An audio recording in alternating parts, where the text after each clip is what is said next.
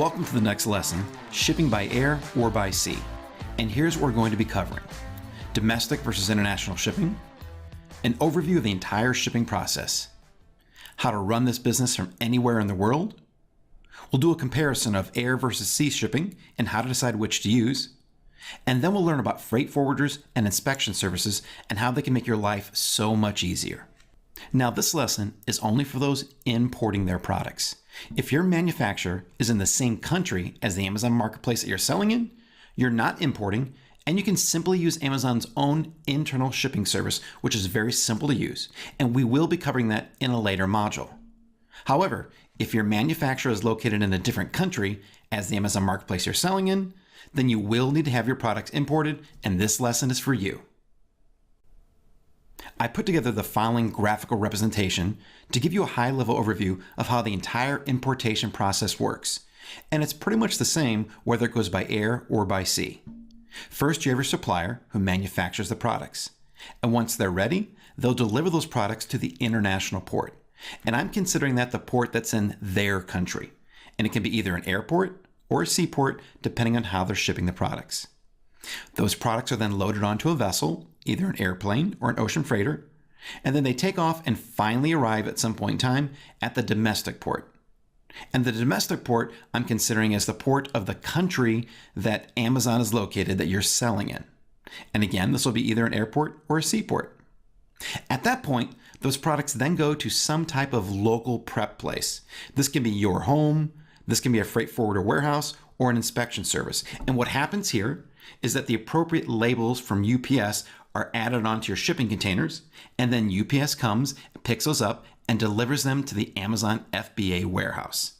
That's the entire process. Now keep in mind, the step we talked about, the local prep, some of your suppliers may say that you don't need that. They're more than willing to put on the appropriate Amazon labels for you. However, in our experience, especially when you're just starting out, you don't want to leave this in the hands of the suppliers. You want to make sure that you or someone that you hire and trust takes care of that very important step of actually making sure they get delivered directly to Amazon. So our recommendation is to follow this process for at least your first 1 or 2 imports. This entire business can be run from anywhere in the world, regardless of where you're living and what Amazon marketplace you're selling on. You can set this process up so that you never have to touch your products other than the samples that you'll get when choosing your first product. Even when importing from China, you can have your product shipped to Amazon and completely bypass you. The secret to doing this is by using a service from a freight forwarder and an inspection service, but we'll talk more about those later. Now, how you ship, by air or by sea, will depend upon the size, weight, and quantity of your first inventory order. So how do you decide between air and sea? Well, if your product is light and small, less than a pound basically, shipping by air is a possibility. If it's larger or heavier, it's likely to be shipped by sea then. If you're not sure, it's always a good idea to get a quote for both and check for profitability. You can also use the Freightos calculator we talked about earlier in order to get some very good estimates. Be sure to ask your supplier. They'll definitely have a recommendation on how to ship it based upon the size of your order. And here's a tip. Sometimes you may want to do both. You may want to ship some of your inventory by air, even if you're not making money off that, and the rest by sea. You can do this sometimes when you want to start selling that product sooner and you don't want to wait for an ocean shipment to arrive. The main differences between the two come down to cost, time, and complexity. Shipping by sea is much cheaper, and air typically costs 3 to 5 times as much. Shipping by sea, however, takes 25 to 35 days, while shipping by air typically takes less than a week. Air is also much simpler since it doesn't have to go through the seaports. Sea shipping has lots of steps and regulations, but we'll let our freight forwarder handle all of that for us. Now, your supplier might suggest letting them handle the shipping all the way to Amazon, and while it is possible to have that work, we highly recommend against it. Instead, we recommend using a freight forwarder who'll take care of everything and make sure that you have no problems. So let's talk about freight forwarders. Importing products is a huge industry and it's filled with rules and regulations. A simple mistake can be incredibly costly. We've heard of people losing entire shipments simply because of a filing error. The solution? Hire a freight forwarder. A freight forwarder is a company that specializes in importing products. They can handle both sea and air shipments, and they're actually very affordable, and their costs are built right into your shipping costs. Building a relationship with a freight forwarder is one of the best decisions I've ever made and can be invaluable to your business. Some freight forwarders provide many other services as well, such as warehousing, inspection and prepping services, and forwarding your products onto Amazon. Again, we highly recommend using a freight forwarder for your inventory shipments. And we have a list of known and trusted freight forwarders in the private resource vault, and we're constantly adding more to that list. Let's talk about inspection and forwarding services. Now, once your products arrive via sea or air, they still need to get to Amazon. If you have your products shipped to you at your home, you can inspect the products, set up shipping inside of Seller Central using Amazon's UPS partnership, and then label and ship the products to Amazon yourself. I did this for almost a year, and there's absolutely nothing wrong with it, and it's perfectly fine for getting started. But what if you can't do this? Or what if you simply don't want to? The safest way to accomplish it is to use an inspection and forwarding service. An inspection and forwarding service can do a lot of things. They can arrange pickup of your inventory from the port warehouse. They can bring it back to their own warehouse for inspection and labeling, plus any necessary prep work you might have.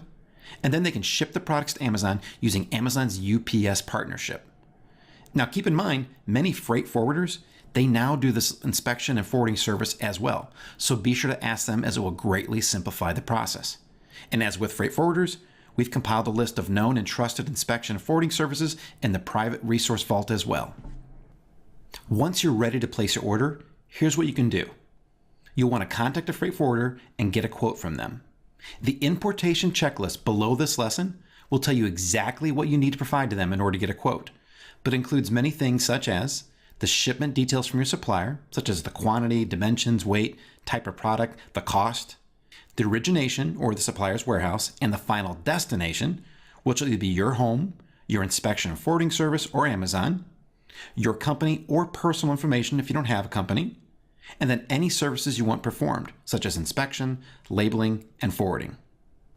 If you accept their quote and want to use them, they'll then set you up with an account and ask for many other things, such as a signed power of attorney. Don't need to worry about that. That's just for clearing your products through customs. A customs form 5106, that's for the USA only, and an EORI, or an Economic Operators Registration Identification, and that's for the EU countries only. They might want a deposit if your shipping costs are very expensive. They'll want your company or your personal details. And then they'll talk to you about something called a continuous or single entry bond application, and they'll explain exactly the difference between the two. Now, keep in mind, the importation checklist below also has all this information on there so you can read exactly what they'll need from you. Now, importing products and having them sent to Amazon can seem a bit intimidating, but it doesn't have to. Let's just quickly overview the entire process from placing your order to getting it to Amazon. You place your order with your supplier, and then you have your freight forwarder contact them to arrange the shipment details. Manufacturing is then complete roughly 30 days later, and your inventory is loaded up and ships out. The inventory arrives at the airport or seaport, and then your freight forwarder handles all customs clearing and notifies you when the inventory is cleared and available for pickup. Then the inventory is sent either to you at your home, to your inspection service, or to the freight forwarder's own warehouse, where it'll be labeled and forwarded on to Amazon. And in order to do that, you create the shipment labels right inside of Seller Central, and don't worry, we'll cover how to do that later. You have them printed, and then you have them attached to your inventory cartons. Then UPS simply picks up the inventory and delivers them to Amazon's FBA warehouse. And that's the entire shipping process in a nutshell. Before we wrap up this lesson, let's talk about two common shipping questions we get from new sellers. The first is, can I just ship my product straight from my overseas supplier to Amazon? Well, for your first shipment, we highly recommend not doing this. You want someone, whether it's you, an inspection service, or your freight forwarder, to see your shipment before it goes to Amazon. Amazon has very strict requirements for receiving shipments from overseas, and you risk having your shipment declined by Amazon's receiving department. There's just too much risk involved, and you don't yet know your supplier well enough to trust that they'll do everything correctly. Now, once you are comfortable with your supplier and your shipper, you can consider doing this as long as you make sure that they know all of the requirements. The other question is, can I just use my supplier's own shipping service and not even hire a freight forwarder? Well, again, for your first shipment, we highly recommend not doing this. Oftentimes, suppliers only quote you the price of shipping and not all the other fees involved, and you'll have to pay those. And sometimes, suppliers only provide shipping to the port or airport and require you to figure out how to get it from there, which is not easy. However, we have seen members do this successfully when the cost of the merchandise is less than $2,500 and they're having it shipped to their home first. If you decide to do this, keep in mind that you must be willing to accept the risk of losing your inventory if something goes wrong. Let's quickly recap what we talked about in this lesson. We covered domestic versus international shipping. We did an overview of the entire process. We learned how to run this business from anywhere in the world. We did a comparison of air versus sea shipping and how to decide which one to use. We learned about freight forwarders and inspection services and how they can make our lives so much easier. And then we did another overview of the entire shipping process. Now I'll see you in our next video where we'll learn how to place our first inventory order.